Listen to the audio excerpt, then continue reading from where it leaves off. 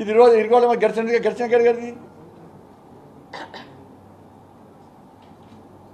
అంటే TRS party ఎట్టి బస్సులో ఎన్నికలు జరగద్దని కోరుకుంటున్నది.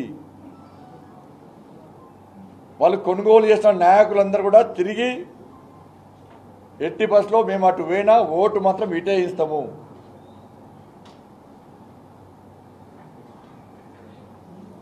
రాష్ట్రం నుంచి వచ్చిన 20,000 రూపాయలు ఓటుకి ఇవ్వమంటే పైసలు మొత్తం మాయమైపోయినాయి. ఇంటికి పేరు ఓడకపోతున్నాయి. ఎవరు చంపనో వాళ్ళు చంపిర్రు, ఎవరు జబ్బులు కొనాలని చెప్పుకున్నారు.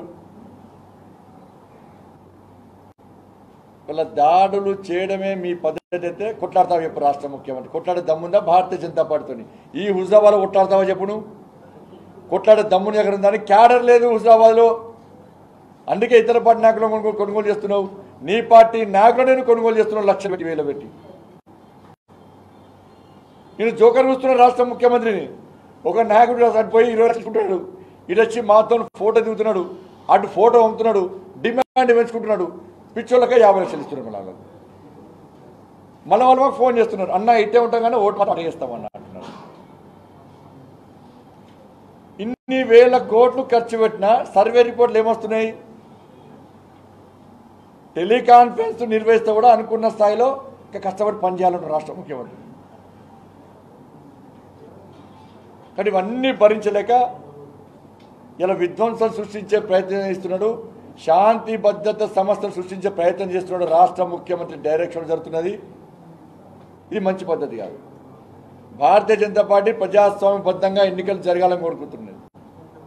ప్రశాంతమైన వాతావరణంలో ఎన్నికలు జరగాలని కోరుకుంటున్నది.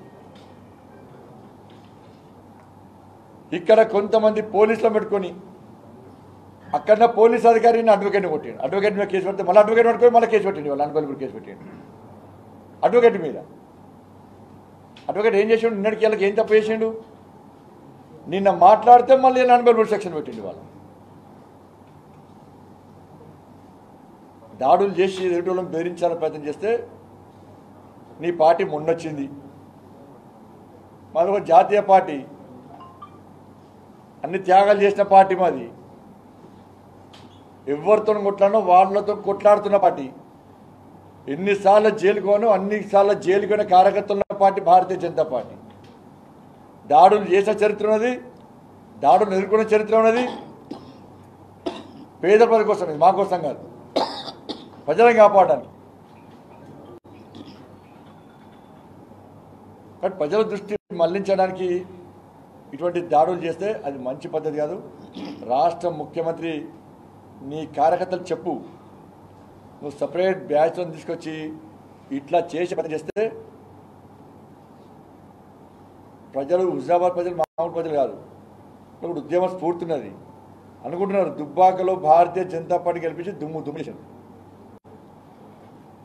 హైదరాబాద్లో జిహెచ్ఎంసీ ఎన్నికల్లో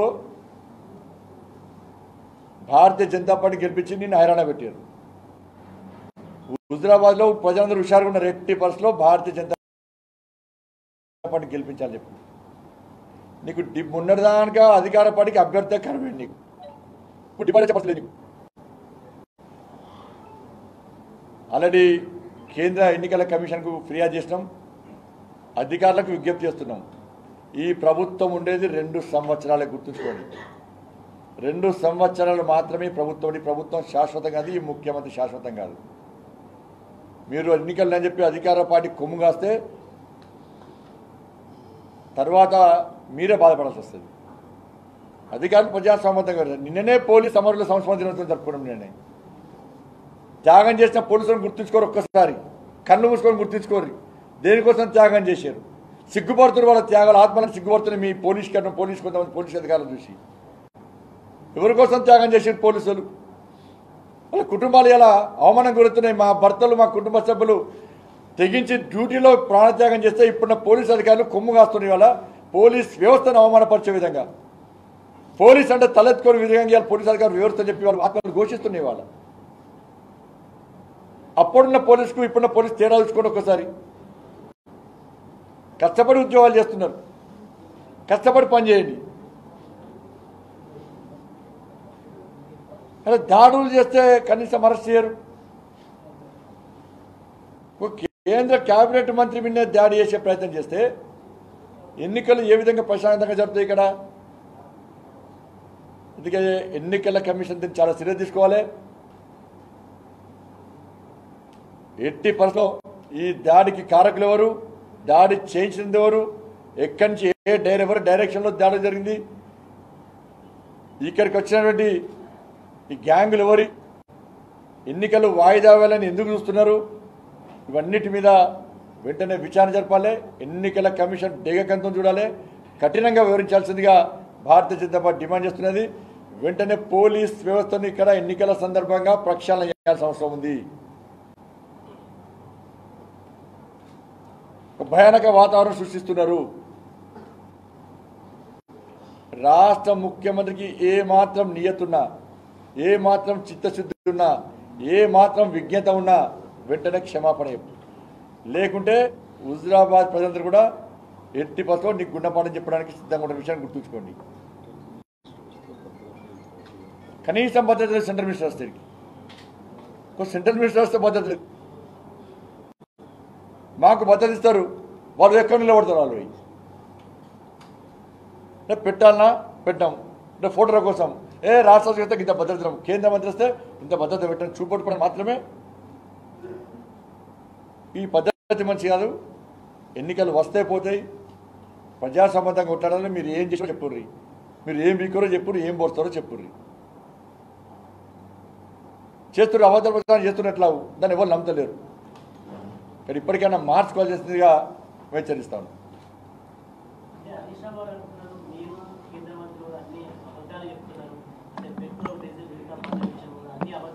చెప్పినాం కదా 41 రూపాయలు కట్టమని చెప్పి, 41 రూపాయలు వస్తలే వాళ్ళకు, వస్తలేవా పెట్రోలా?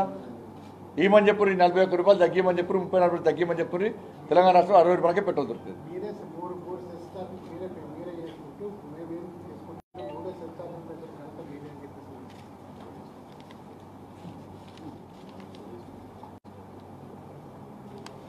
తీసుకుంటున్నారు 31% వాళ్ళది వ్యాట్, అదంతా కూడా ఈ బిల్లు మీద నేను చూపిస్తున్నారు కదా, మేమెట్లా పెంచుతాం? ఒకటి ఈ దాడులకు నిరసనగా రేపు రాష్ట్ర వ్యాప్తంగా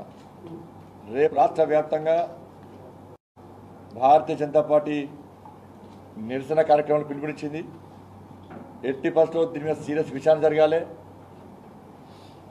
హుజాబాద్లో ప్రజాసంబంధంగా ఎన్నికలు జరగాలంటే ఎన్నికల కమిషను భద్రతా దళాలను పెంచాలి, ఇక్కడ పోలీస్ అధికారుల మీద చర్యలు తీసుకోవాలి. అటువంటి పట్ల మాత్రమే ప్రజలు స్వేచ్ఛగా ఓటేసే అవకాశం ఉన్న విషయాన్ని భారతీయ జనతా పార్టీ ఎన్నికల కమిషన్ తీసుకొస్తాను. ధన్యవాదాలు. చెప్పండి. Thank you.